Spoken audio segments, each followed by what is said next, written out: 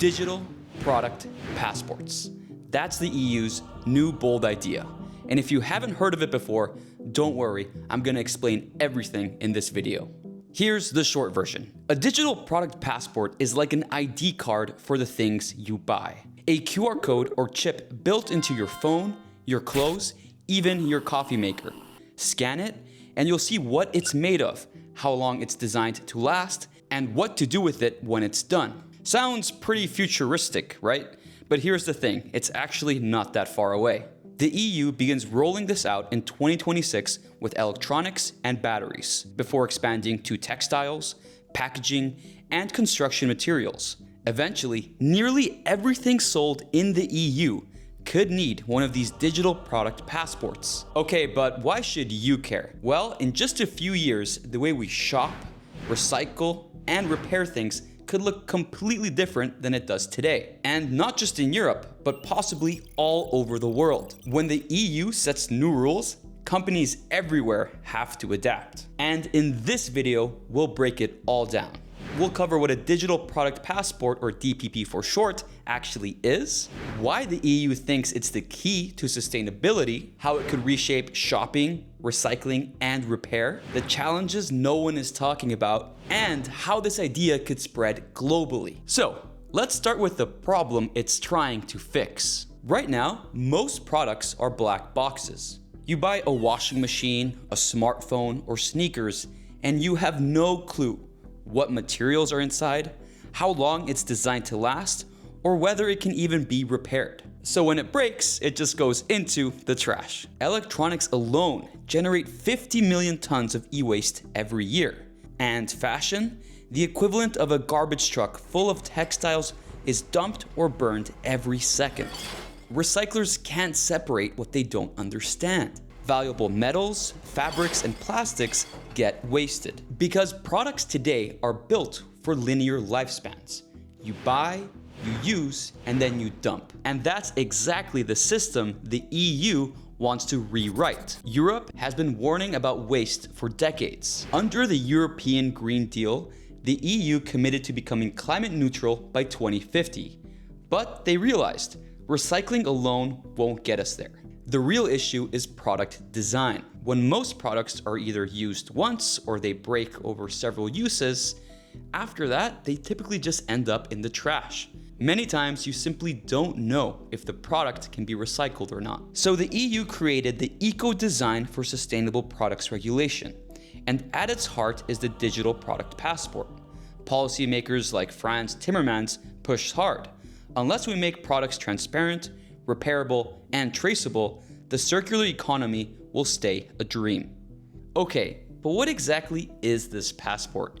And how will it work? The Digital Product Passport, or DPP for short, is basically a digital identity card for products that you can refer to when purchasing. Every item gets a code which you can scan, and you'll see what raw materials are inside, where it was made, its carbon footprint, repair instructions, how long it's built to last, and how to recycle it when it's done. Think of it like a nutrition label which we see on food items, but instead of protein and calories, it's cobalt, cotton, and carbon emissions. Okay, and that's the idea on paper, but what would it actually feel like in real life? Picture this. You walk into a toy store in 2028. Two teddy bears, both 20 euro. Both are pretty cute, but when you scan their QR codes, Bear A, recycled polyester, fair labor stitching, built to last 5+ years. Bear B, brand new plastics, high emissions, no recycling path. Suddenly, you're not just buying a toy, you're buying a story, a future, and a footprint. As parents and individuals, that choice will come to matter. And for kids, it's a sustainability lesson in a teddy bear. Just make sure you don't buy Chucky. Trust me, personal experience.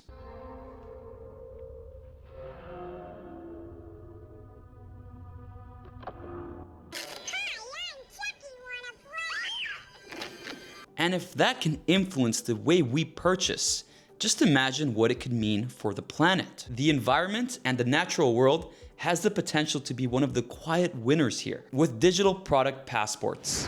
Less waste reaches landfills, more materials are recycled, fewer raw resources are mined, and products are designed for longer lives. It's the shift from a linear economy, take, make, toss, to a circular economy, where products loop back into the system. Your old phone and electronics are no longer waste, but instead, they can become tomorrow's raw material. But it's not just the planet that benefits. Companies can reap these rewards too. Think of it like this. There's a huge data goldmine where these companies can learn how their products are used, repaired, and recycled. There's also going to be new business models. Repairs, trade-ins, and subscriptions suddenly make a lot more sense. Then there's supply chain planning. Knowing what products reach end of life means reclaiming materials at the right time. And finally, there's reputation. Real transparency will build trust, and it'll cut through all the greenwashing noise. For forward-thinking companies, this isn't just a compliance which they have to do.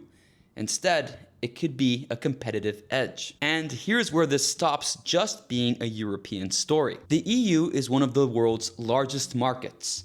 If a company in the US, China, or anywhere else wants to sell products in Europe, they'll have to use digital product passports. And instead of making one version for Europe and one for everywhere else, most companies will just build passports into all their products. So even if you don't live in Europe, these new policies may change the way that you see shopping for phones, shoes, and groceries in your shelves in the next decade. But before this can go global, Europe still has some big challenges to solve. Let's break them down. First, there's privacy.